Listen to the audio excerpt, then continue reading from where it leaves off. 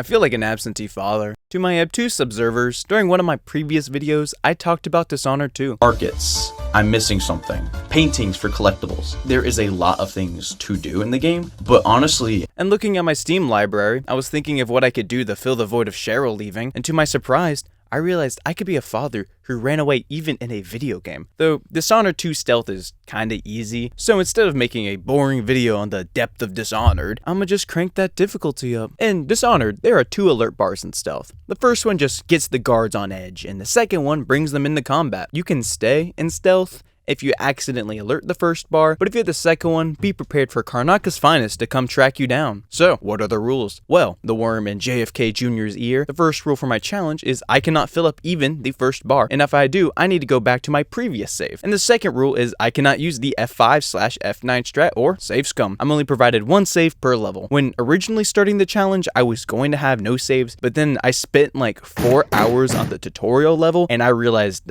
giving myself 1 save will not be challenge ending. It just saved me some sanity. But to balance that out, I must also get every collectible in each level, not including coins, even though it's on the page. I'm not doing that to myself. And this also includes the decorations for each level. Now, it's time. Tutorial missions are awesome, but not for this challenge run. With wanting a smaller, more linear level for a tutorial to help new players not get overwhelmed, I get stuck trudging through this linear level with harder rules. And with originally allowing myself no saves, this level sucked. It was a constant back and forth between making an entry to a progress, but then I get caught by a guard who I had no idea existed, and then I had to start back over. So what helped me through this level? Well, it was changing my mind about saves. And back to the level at hand, Dunwall Tower has about 2 guards and Ramsey, our target. Once we get rid of the guards, Ramsey is free pickings. Take the ring, popping him into the safe room, onto the streets. And at this point, we can break this area up into 3 distinct parts we can work with. The first area we have is the biggest congestion of guards to deal with. To explain the exact path I took is kinda lame, so instead I'm going to explain a cool thing about Dishonored while I knock out the guards in this section. Dishonored has special events that happen on every level, and when you get to them, the scene starts. This allows you to experience the world at large while also making you feel like it's alive. We done now? Cool. The next section is where I go knock like 1 dude out and then I move across the street into this newspaper building. I don't know. Doom scroll for a bit, then knocks more people out, talk to this guy, and get my save for the level. Save 2 contains the last of the street where I caress some guards and sneak into the water and call it a day. Beating mission 1, taking 22 attempts for save 1 and 3 attempts for save 2. Waking up, we are in the void. Look, if anyone was wondering, no, I am not doing the run without the mark of the outsider. I have a life. Thank you very much. A fun little part of Dishonored is sometimes before you enter the level proper, you can pull out the heart that the crackhead gave you, and there will be bone charms or runes in or around the pre-mission area. Now, off to the edge of the world. While I run around like a chicken with its head cut off, let me explain my favorite part of this challenge, routing. As I mentioned in the rules, I need to get all the collectibles, and there can be a lot in a level, and routing comes in to make each attempt consistent and contain less backtracking. Anyway, the beginning of this level is just a lot of collecting items, and I don't really care to explain the nuances of just going from one point to the other. I do head to the black market to get some items and talk to this character Mindy. Doing a favor for her can assist us later in the level. We are now at the fun part, the Overseer Outpost. In here, we need to get a couple bone charms, a blueprint, probably a painting, and a dead man. Fun fact about the Overseers, they are the dominant religion in the capital and are literally a cult. I don't know if this world is just that messed up where they are the best case for religion, but it's really funny how you can see them doing a raid on this girl's arts and craft room. Like, let a girl live. Also, they hate the outsider, and because at least in this playthrough we have the mark of the outsider, they make fun of you for it. After clearing out the Overseer's outpost, we get our first save. Also, there's a small discrepancy I forgot to mention. I saved earlier than I actually intended to because I had collectibles to get, so I ran through the outpost and got all the collectibles, then I saved again. I don't care if this looks bad. I did not want to go get every collectible after every fail, and plus I would have restarted the mission completely if I got caught. Time to steal a dead body and lots of collectibles. Before I can actually leave this specific area, I give the body to Mindy, who in turn shuts off the rails so I can walk on them. And by the way, in my route, this saved me a single blink usage, so I don't know if that was helpful or not. Speaking of my route, getting past the rails, I go to Dr. Hypatia's apartment, and I don't know if it's just me, but having a massive painting of oneself just chilling in your house is kinda concerning. something. Like, what if Hypatia doesn't look like that when I meet her? Or worst case, she won't give me free stuff. Like, meeting your heroes is never easy. Stealing said painting, let's skedaddle on over to the carriage station, knock a couple guards out, and shimmy to Admire. Mission 2 complete, taking 9 attempts to get to save 1, and 7 attempts to finish the mission proper.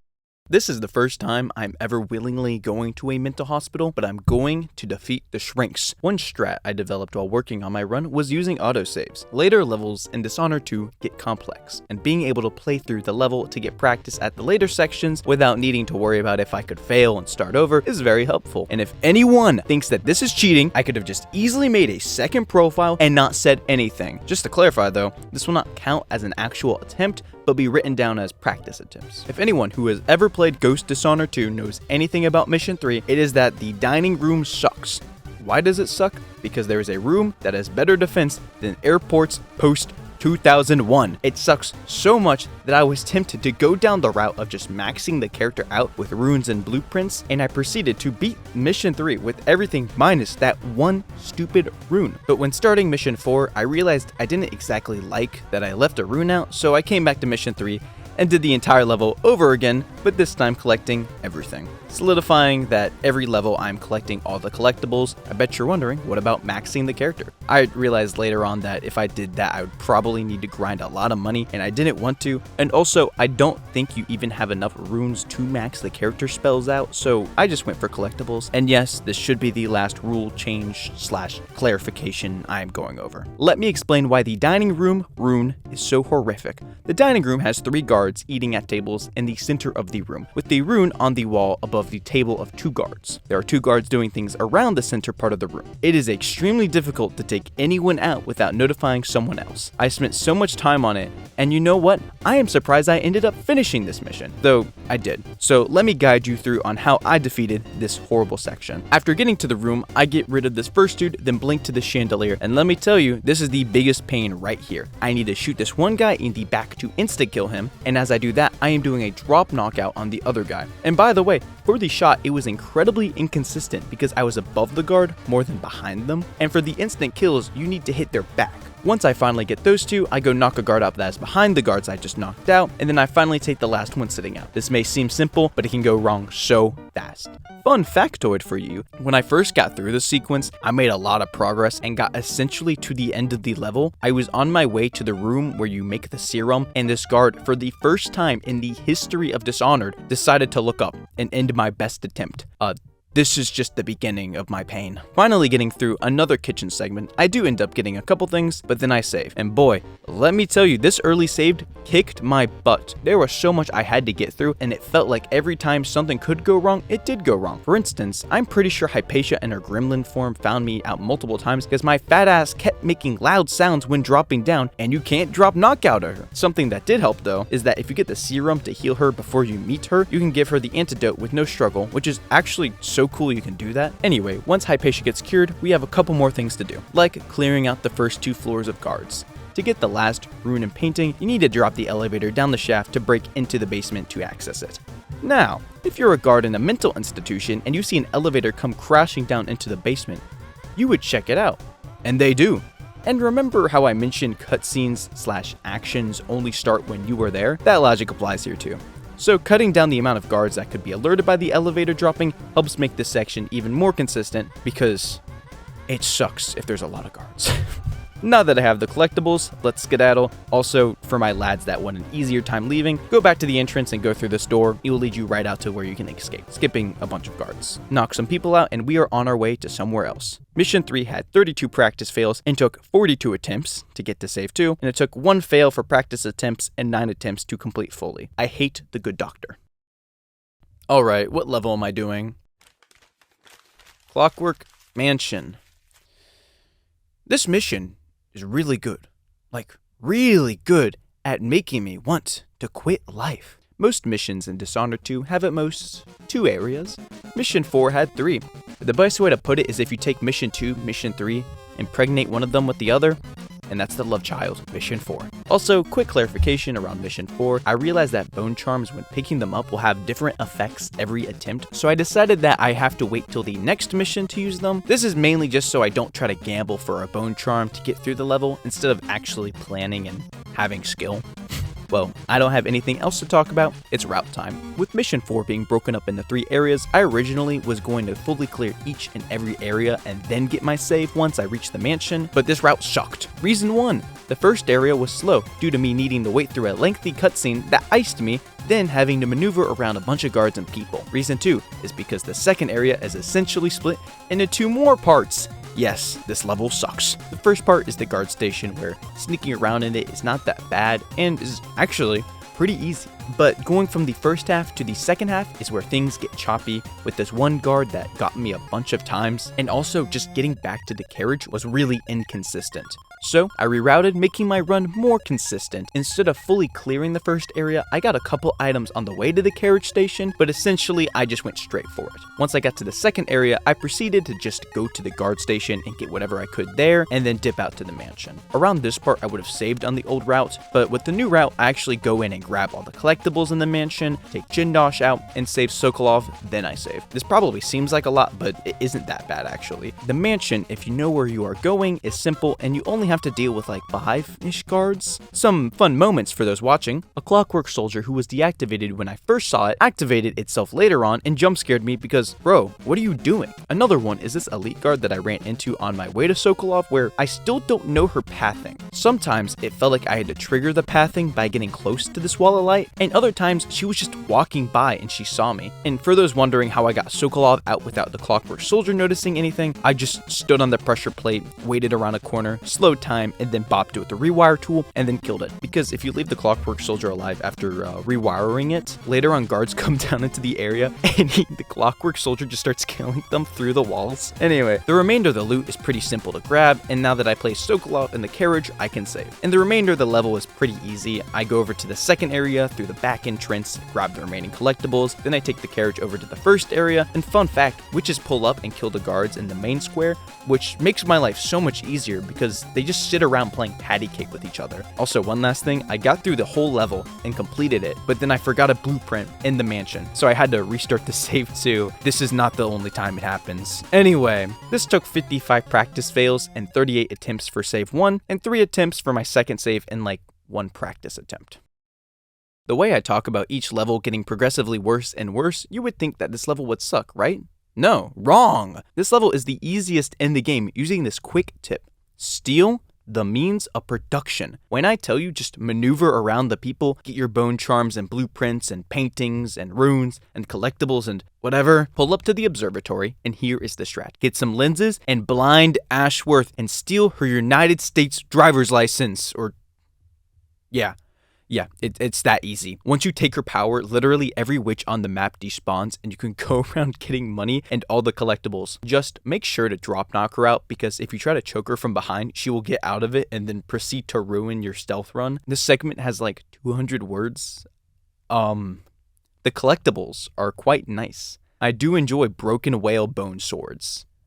Mission finished. It took 34 fails for practice and 3 attempts for save 1, and for save 2, 2 attempts and about 1 practice fail. Dust District, my favorite level, and probably one of the coolest level designs in Dishonored, with allowing you to decide to help specific faction leaders or ignore them, or get rid of both of them. For instance, if you knock out Paulo and deliver him to the Overseers, they become friendly, and you can walk around the normally restricted area with no worries, and that is what we will be abusing today. Before we jump into Dust District, I gotta give a shout out to the guards that are watching the entrance to the level. They kept me humble and made me realize trying to knock all of them out is a fruitless idea that will get me killed. Sneaking past them, we meet with Megan, yap for a little bit, then move into Dust District proper. Now, how are we going to abuse the fact that delivering Burn or Paulo to respected enemy areas will make my life easy? Well, let me show you. First, I go to Crone's Hand Pub, mainly because removing Paulo is easier than Burn, and now, this is very important. Place a stun mine at this shrine thingy, head down, listen to Paulo's little talk, knock him out, and once his charm is used, the stun mine located at the shrine will knock him out a second time, preventing him from raising the alarm. Great! Now we take Paulo to the Overseers. They're like, wow, you may be fundamentally opposed to us, but you sure got rid of that bad guy. You can leave Paulo wherever, just make sure Burn doesn't see him. Now that you can walk around the Overseer area for free, go to the big building and get yourself Burn. Don't forget to loot and make sure no one sees you as you deliver Burn to the Crone's Hand Pub, because they will raise the alarm. Now, there are essentially no restricted areas on this level, making looting very easy. Just find the keys to get to the room of the dude who would drop food off for Stilton. That's where you get the code, and you're good to go. And fun fact, when I was bringing Burn over to the Crone's Hand Pub, Howler would freak out and get alerted, so that made me reset like 2 times because I wasn't sure if the rules were broken or not. These last 2 missions were nice. Now, to the pain of the remaining missions. Dust District had 36 practice fails and 4 tries for save 1, and for save 2, no practice runs, just 3 attempts to finish. I love a crack in the slab. It's weird and funky, the best of the levels. Now, technically, this level begins with you entering the mansion proper, but there is a 5-minute unskippable cutscene that introduces the timepiece mechanic, so I just saved right after it because I could literally not fail until I get the timepiece, I think.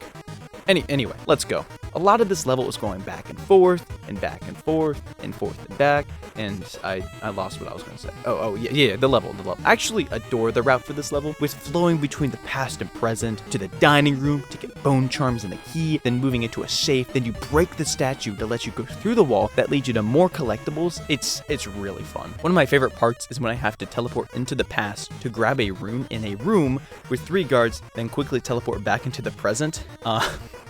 Just take a second and imagine you're a guard and seeing a grown-ass man just lip himself into a room, and then not even a second later just disappear. I don't even know what I would do.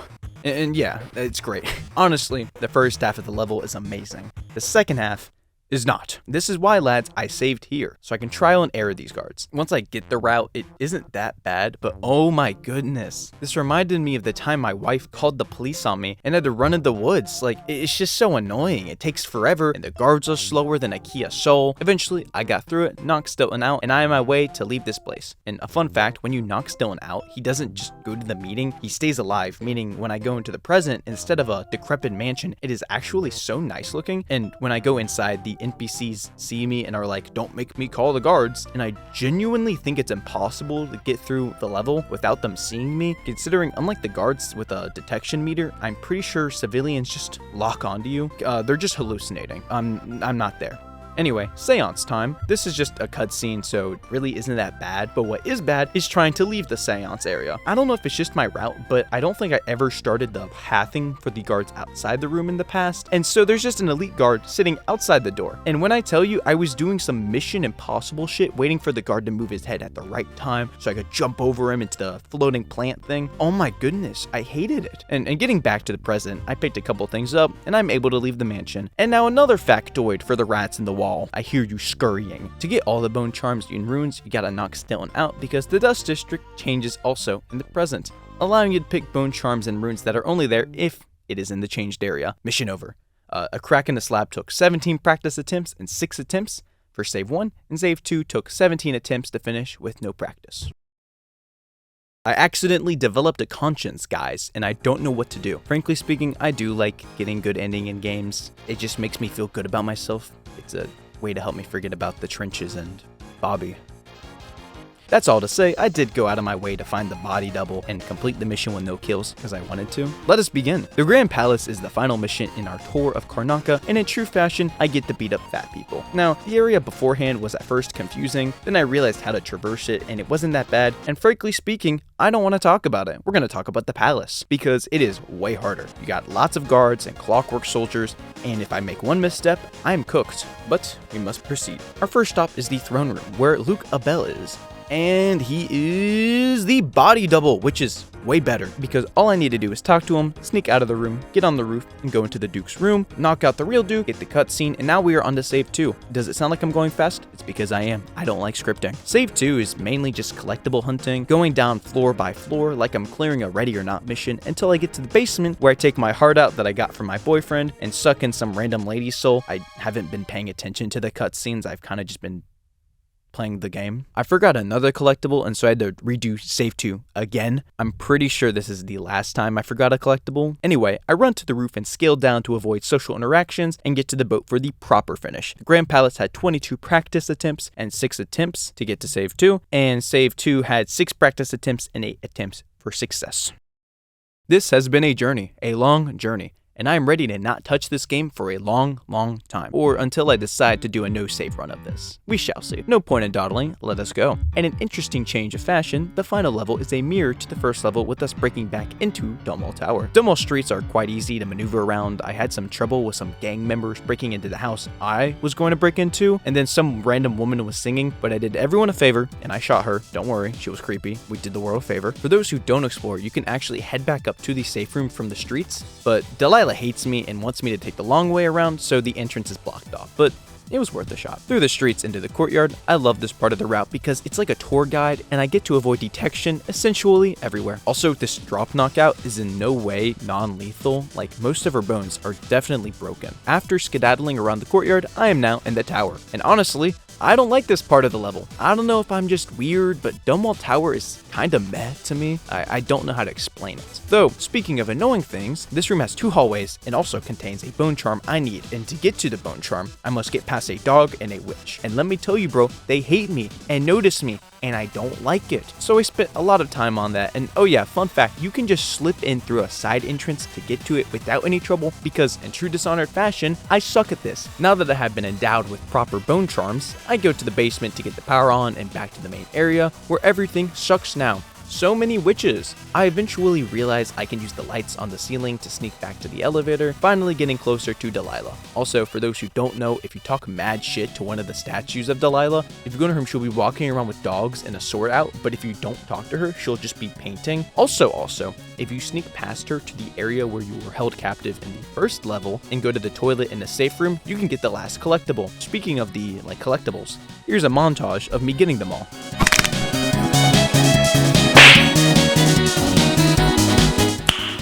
Nice. What the hell? Huh? Target acquired. Going back to Delilah, we shine a skull at her. Oh yeah, we did that too. Editor me, show the Breaking Bad montage of me making that. Great, boss time. This is going to be the hardest part of the level. I already know. Wait, what are you doing? What am I? What? Yeah. So when I went into this part of the level, I paused the game and looked up a guide because I really didn't want to restart. And let me tell you, when I found out about this, I was shook to my core. Because what do you mean you can skip the entire boss fight for such an easy win? Like, this feels like a cop-out. What? Though, this made my life so easy. Place her on the throne and low chaos her, and the game is over. Death to the Empress took 28 practice attempts and 4 attempts for save 1, and save 2 took just 11 attempts to finish the level. Well, that's it. This challenge was a weird, wacky experience, and the real victory was not the friends I made along the way, because I knocked them all out. Thank you for watching. I had a blast playing this challenge, but you probably won't see me for a while because I'll be avoiding the child support police for a bit, though I may have a special surprise when I come back. Till then.